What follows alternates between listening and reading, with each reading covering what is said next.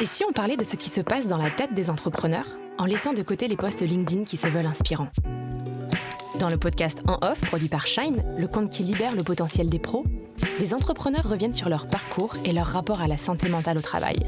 Sans tabou. Dans cet épisode, je reçois Roxane Varza, directrice de Station F. Roxane, bonjour. Merci Bonjour. d'être avec nous aujourd'hui. Merci. Tu es la directrice de Station F, le plus grand incubateur de start-up au monde, créé en 2017. Je suis ravie de te recevoir pour que tu nous racontes ton parcours et ton quotidien à la tête de la pépinière qui a vu naître et qui voit toujours naître et grandir tant de projets entrepreneuriaux chaque année. Tu es née au cœur de la Silicon Valley et tu t'es très vite, au cours de tes études, intéressée au capital risque et aux start-up. Est-ce qu'on peut dire que tu es tombée dedans toute petite ou as-tu nourri cet intérêt pour le sujet en grandissant ? En vrai, c'est arrivé un peu par hasard. J'étais pas du tout passionnée par la tech. Quand j'étais petite, j'étais passionnée par la France. Et je rêvais de vivre en France. C'est quelque chose que j'arrive vraiment pas à expliquer. Tout le monde me pose la question pourquoi. Et je dis souvent qu'on n'explique pas toujours l'amour. Mais voilà, donc j'étais hyper intéressée par la France. Et un de mes premiers jobs en sortant de l'école, c'était de travailler pour ce qui est aujourd'hui Business France. Et je travaillais à ce moment-là beaucoup avec des startups qui n'avaient pas encore de siège ou de bureaux en France. Et donc, c'est comme ça, en vrai, que j'ai découvert les startups. Et quand j'ai commencé à rencontrer ces entreprises, j'ai découvert des gens qui étaient optimistes, intelligents, passionnés. Et donc, c'était plus via cette façon-là que j'ai découvert toutes les startups. Et est-ce que tu dirais qu'aujourd'hui, pour entreprendre, il faut justement un état d'esprit différent d'il y a 10 ou 15 ans, quand l'écosystème était vraiment en maturation, ou en fait, c'est toujours la même recette, entre guillemets? C'est marrant, c'est une très bonne question. En vrai, je pense que ce qui a changé, c'est qu'aujourd'hui, peut-être on est un peu plus à l'aise avec certains éléments qui vont avec l'entrepreneuriat, de prise de risque, peut-être l'échec. Mais en vrai, je pense que c'est la même mentalité. Tu as cofondé Girls in Tech Paris et London au début de l'essor de l'écosystème startup en Europe. Est-ce que le collectif et l'entraide permettent de mieux entreprendre selon toi? Pour moi, c'est extrêmement important de bien s'entourer et de s'entraider dans l'écosystème. Je pense que cet écosystème n'avance pas si on ne travaille pas en collectif. Et puis, je pense aussi les différents projets vont aller beaucoup plus vite et vont avancer mieux si on sait bien s'entourer. Donc, c'est pour ça que Station F existe, c'est pour ça que tous ces différents réseaux, tu as évoqué Girls in Tech, qui est devenu Sista aujourd'hui, mais il y en a plein d'autres et je pense que c'est vraiment une nécessité en fait pour le business et pour l'entrepreneuriat. Et tu recommandes aux entrepreneurs et entrepreneuses qui passent par Station F vraiment de s'intégrer dans des réseaux et même d'échanger entre eux Bien sûr, en fait, c'est pas forcément évident pour tout le monde. C'est pas naturel d'aller vers quelqu'un qu'on connaît pas, peut-être poser des questions, demander parfois quelque chose. Donc oui, c'est quelque chose que j'encourage et Station F est là pour, justement. Je pense que si on n'a pas envie de travailler en collectif, on ne vient pas à Station F. Mais je pense aussi que le mot, le concept de faire son réseau est un peu tabou. Enfin, les gens pensent que c'est très intéressé. Et en vrai, c'est pas forcément le cas. Je pense qu'en fait, faire son réseau, ça peut être aussi donner avant de recevoir. Et c'est vraiment ça que j'essaie d'encourager. Et est-ce que, parce que l'entrepreneuriat, on dit que c'est quelque chose de très solitaire, est-ce que toi, tu recommandes de chercher à s'associer dès le départ, de ne pas se lancer seul dans l'aventure? Oui, c'est quelque chose qu'on recommande pour plusieurs raisons. Déjà, l'entrepreneuriat, c'est extrêmement seul, mais aussi, il y a beaucoup de choses à faire pour qu'une entreprise marche. Être seul, devoir tout faire, devoir tout piloter, en vrai, c'est déjà se mettre des bâtons dans les roues, tout seul. Donc, bien s'entourer, c'est difficile. Après, je pense qu'il ne faut pas forcément s'associer avec quelqu'un à tout prix. Il y a beaucoup de personnes qui mettent beaucoup de temps pour trouver la bonne personne.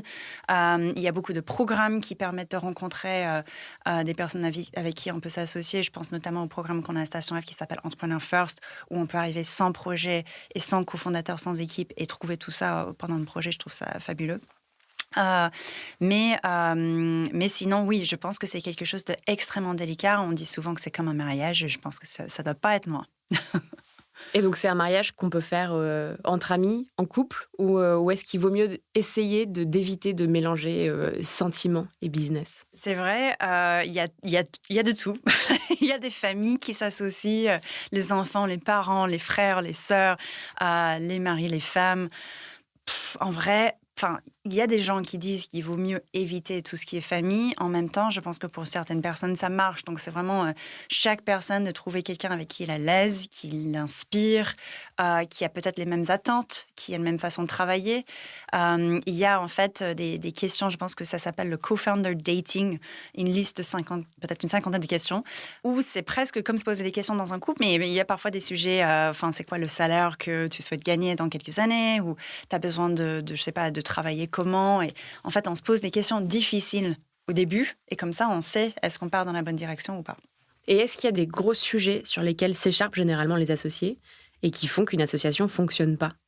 Je pense que justement, éviter de se poser ce genre de questions au début. En fait, c'est des questions parfois, les sujets de salaire, les sujets de couple. Est-ce que tu veux avoir une famille? Est-ce que tu as une famille aujourd'hui? Quelles sont tes priorités? Je pense qu'il y a aussi un sujet de comment on classe nos priorités dans notre vie. Est-ce que l'entreprise arrive en tête? Est-ce que ça arrive au milieu, en bas? De vérifier qu'on est aligné. Et souvent, je pense les cofondateurs qui ne se posent pas ce genre de questions au début ou qui ne savent pas quelle est la réponse de l'autre ou quand ça bouge, parce que évidemment, c'est pas non plus quelque chose qui est gravé dans le marbre qui va durer pour toujours. Quelqu'un peut se marier après quelques années et changer complètement ses priorités. C'est souvent ça que je vois qui crée pas mal de frustration dans les associations. Quel type de dirigeante es-tu? Comment est-ce que tu te décrirais et surtout, comment est-ce que tu aimerais que les gens qui travaillent à tes côtés retiennent de votre collaboration? Je pense que c'est le mot que tu viens de dire, c'est collaboration. Je suis quelqu'un d'extrêmement collaboratif dans le sens où je pense que je vois l'équipe vraiment, pour moi, on est le même niveau en vrai. Je veux que chaque personne participe, se sente à l'aise pour participer, pour dire non, ça c'est une mauvaise idée ou il faut pas aller par là. J'aime aussi les personnes qui sont très efficaces et directes dans leur façon de communiquer. Parce qu'on a tellement de choses à faire à Station F, on a tellement de personnes qui viennent à Station F, tellement de sujets différents et variés. Donc j'aime bien quand ça va vite. Ah oui. Et le recrutement, c'est quand même quelque chose qui peut être un peu compliqué dans une start-up, surtout quand on est en phase de croissance. Est-ce que tu as des conseils pour justement choisir les bonnes personnes qui fitent bien avec ton état d'esprit, avec l'état d'esprit de la boîte que tu montes? En fait, quand on a commencé Station F et on a fait les tout premiers recrutements, en vrai, c'était très dur pour moi d'évaluer un CV. J'ai pas grandi en France, je connais pas toutes les écoles, je connais pas toutes les structures. Donc, en fait, la seule façon pour moi de voir est-ce que c'est quelqu'un qui va un peu fit avec moi, c'était de le lancer tout de suite dans un projet potentiel. Donc, demain, tu arrives dans l'équipe, tu veux travailler sur tel sujet. C'est quoi tes idées? Qu'est-ce que tu as envie de faire? Comment tu abordes les différents sujets? Et donc, en fait, pour chaque candidat, on regarde de CV, mais c'est pas ça vraiment qu'on va essayer d'évaluer. C'est plutôt, on va poser plusieurs questions, et ça, c'est ce qu'on fait pour chaque poste, en plus 3 à 5 questions. Et on demande à cette personne, en fait, c'est quoi tes réponses? Comment tu vois l'écosystème? Comment tu vois ton sujet? Et est-ce qu'on est aligné? Est-ce qu'il y a des nouvelles idées qu'on aime? Et donc, ça permettait de rentrer dans le cœur du sujet assez rapidement avec chaque personne. Et c'est comme ça qu'on recrute encore aujourd'hui.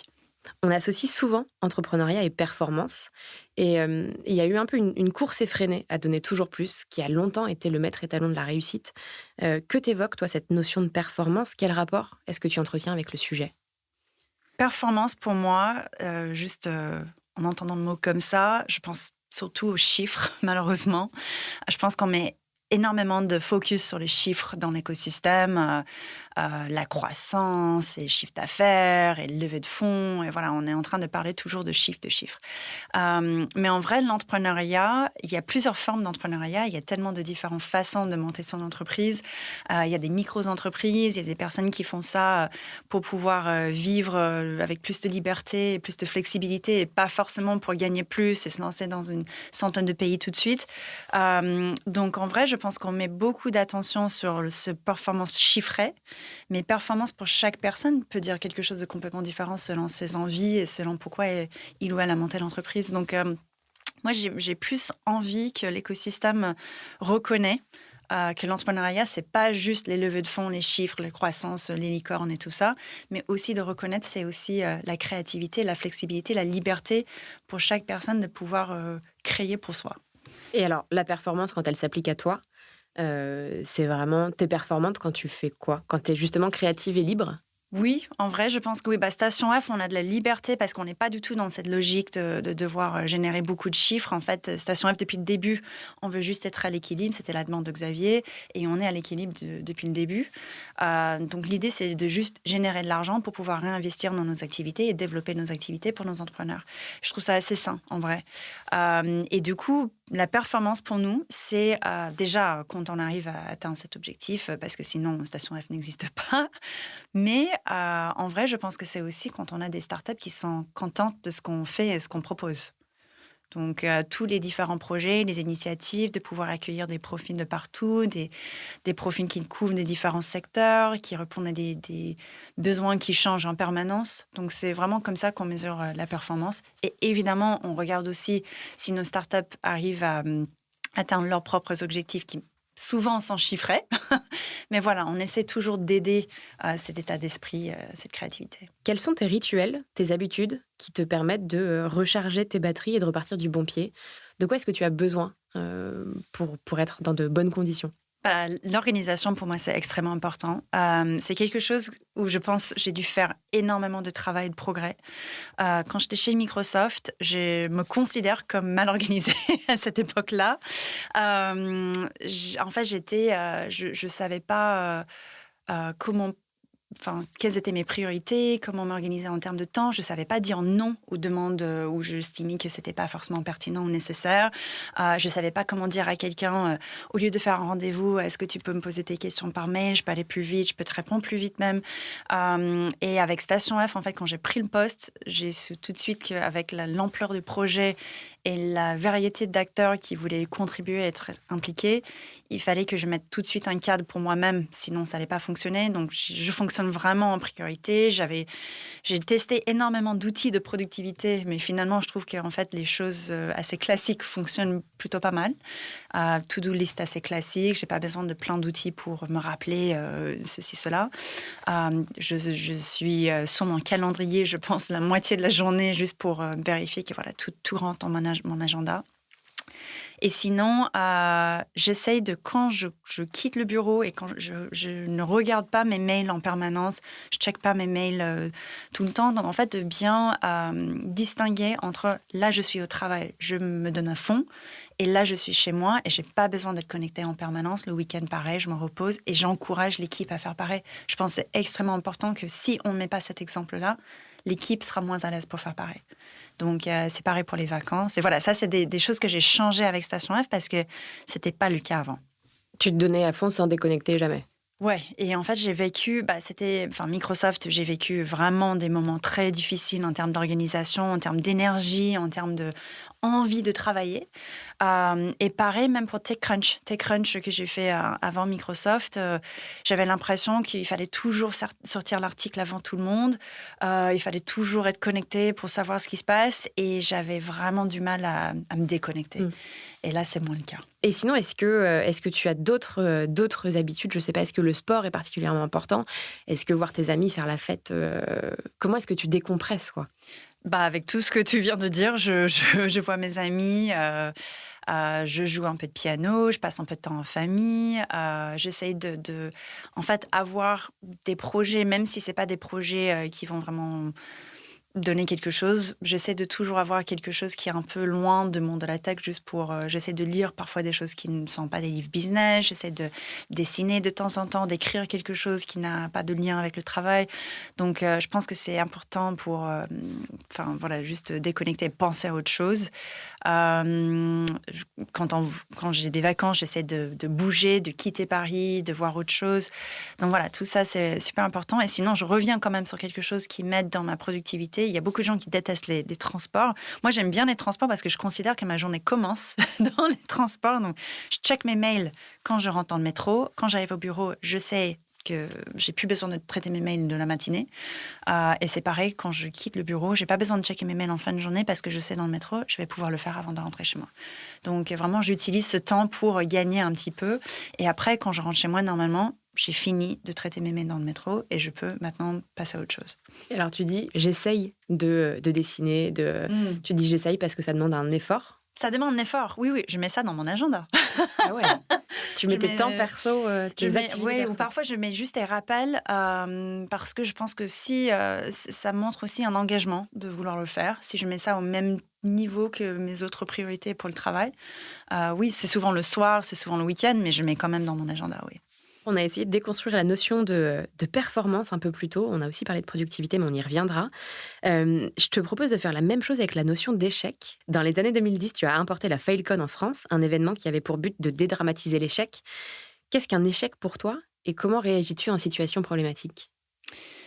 Hem, L'échec, c'est quelque chose que quand j'ai décidé de monter FaneCon en France, c'était parce que je sentais qu'il y avait vraiment un gros besoin. C'était pas forcément des échecs catastrophiques où tout se passe mal, on ferme la boîte et voilà, tout est détruit et voilà, c'est vraiment catastrophique. C'était plus, je sentais vraiment une malaise à parler juste de ces erreurs, ces apprentissages. Et ça, pour moi, c'était presque ridicule parce qu'aux États-Unis, enfin, j'avais connu complètement autre chose où on part de façon très libre de ses erreurs. J'ai mal fait ça, j'ai appris telle chose. Voilà, on partage ça même pour que d'autres personnes fassent pas la même chose. Et donc, j'ai senti ça même en cours à Sciences Po. Je suis venue en master et en fait, même poser des questions en cours, j'étais choquée de voir en fait, il y a des bonnes et des mauvaises questions, quoi. Enfin, c'était pas le cas aux US. C'était toute question, vraiment. Il faut se sentir à l'aise pour pour poser des questions, pour apprendre. Euh, et donc voilà, c'était quelque chose où je me disais, il faut vraiment qu'on ouvre la discussion sur les erreurs, sur l'échec du coup, en France. Et on a monté une première édition de la FailCon qui s'appelait FailConf. Mais il fallait plusieurs éditions pour que les gens se sentent vraiment à l'aise à parler de leurs erreurs et du coup leurs échecs. Je pense peut-être le mot échec, parfois c'est très lourd. Mais voilà, c'est vraiment une histoire d'apprendre et de partager ce qu'on a appris. Cette vision très US de l'échec, c'est considérer qu'une erreur est juste ce qui permet de mener à la réussite. C'est un apprentissage. Oui, j'ai l'impression qu'il y a une croyance que si on n'est pas en train de faire des erreurs et en train d'échouer, on n'est pas en train d'apprendre. Donc justement, si on n'est pas en train d'apprendre, on n'est pas en train d'avancer. L'entrepreneuriat, c'est faire beaucoup, beaucoup d'erreurs. Donc c'était nécessaire pour moi d'ouvrir un peu cette discussion et de dire vraiment, ça fait partie du jeu. Si tu es mal à l'aise avec ça, il faut pas le faire. Et sinon, je pensais aussi qu'on pouvait éviter plein d'erreurs si on en parlait très librement en donnant les leçons aux autres. Donc, c'est vraiment ça qu'on essaie de faire avec la conférence. Et ça veut dire que toi, tu rebondis très bien quand tu rates quelque chose ou quand tu essuies un échec et tu passes vite à autre chose? Non, pas toujours, bien sûr que non. Je pense que pour tout le monde, c'est quand même quelque chose de difficile. Mais je pense que si on est entouré de personnes qui ne vont pas nous regarder en mode « Ah, mais erreur enfin, c'est quoi cette merde qui s'est passée là Enfin, je pense que si on est avec des gens qui nous encouragent et qui sont un peu dans le même état d'esprit que nous, ça va vraiment aider. Et donc, c'était pour moi une nécessité pour cet écosystème pour avancer. Es-tu quelqu'un de stressé et comment réagis-tu au stress? Je pense que je vis le stress de mieux en mieux. Il y a eu des moments vraiment assez stressants dans le lancement de Station F. Il y avait des sujets que je maîtrisais beaucoup moins, les sujets en lien avec le bâtiment, où vraiment je pense que j'étais stressée pour prendre des décisions parce que je connaissais tellement mal le sujet, je ne voyais pas ce que ça pouvait donner comme réalité par la suite. Mais sinon, en vrai, je pense que j'essaye d'être maintenant très consciente quand je suis stressée, d'être très consciente ce que ça me fait et j'essaie de le maîtriser. Mais évidemment, ça ne se maîtrise pas toujours. Il peut y avoir des stress qui arrivent de dernière minute. Mais je pense juste en avoir conscience et de travailler sur ça, c'est très important. Je pense qu'en fait, c'est dans la préparation pour moi. C'est des choses qui vont me stresser. C'est quand je me sens mal préparée, quand je me sens... j'étais dans le bain et il faut vraiment se démerder, voilà. Donc ça peut être par exemple même des choses comme aujourd'hui prendre la parole sur un sujet où j'ai moins l'habitude d'en parler, ou ça peut être sur, je sais pas, on lance un projet où on va aller dans une discussion sur un sujet que je maîtrise pas. En fait, maintenant vraiment, je me donne le temps pour me préparer. Et comme ça, j'arrive et je suis moins stressée naturellement. Et quelle place accordes-tu à ta santé mentale, pour toi mais aussi pour tes équipes? La santé mentale, pour moi,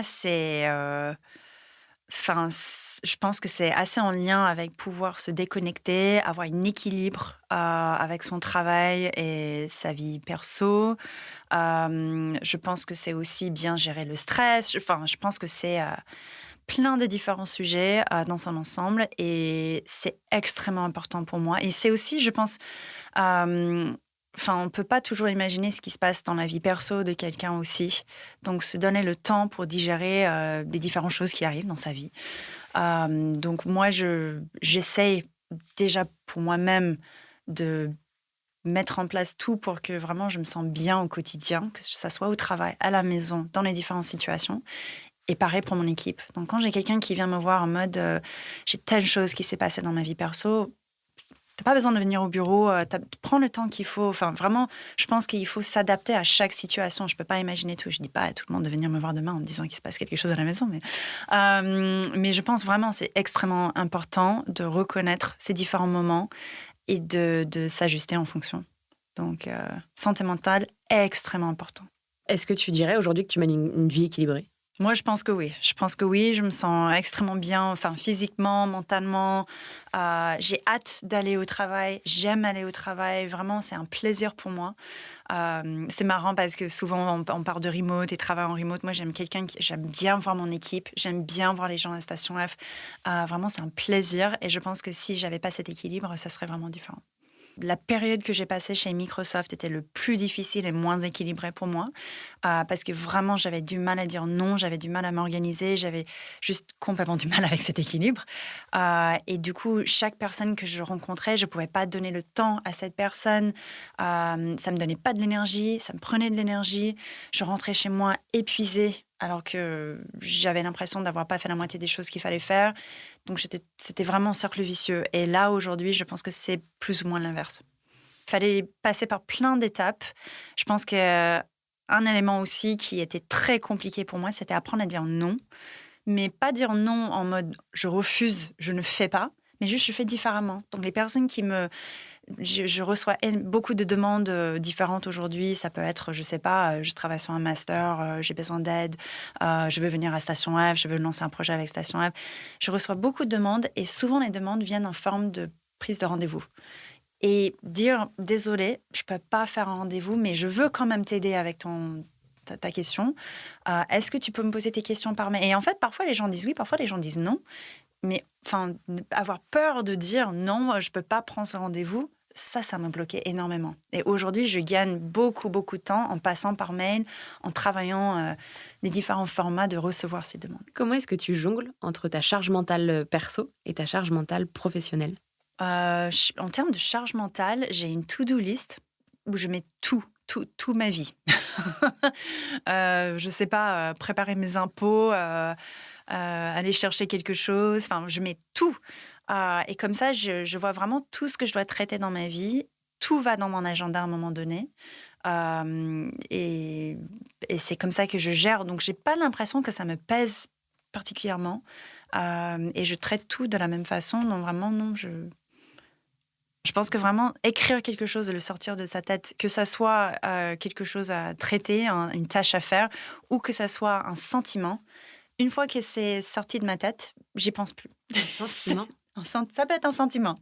Ça peut être, je sais pas, je suis frustrée ou je sais pas, j'arrive pas à prendre une décision sur telle chose. Parfois, l'écrire, ça permet juste de le sortir et ça pèse beaucoup moins. Et on a parlé de performance et d'échec, mais on a oublié un autre grand buzzword de l'entrepreneuriat, on l'a évoqué très rapidement, la productivité.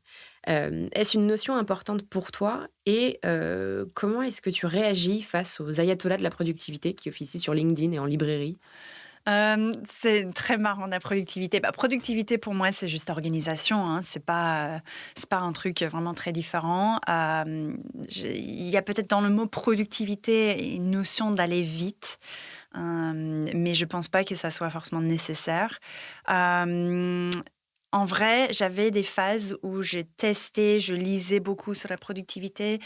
Personnellement, ça m'aidait pas plus que ça parce qu'il y a beaucoup d'outils qui sortent.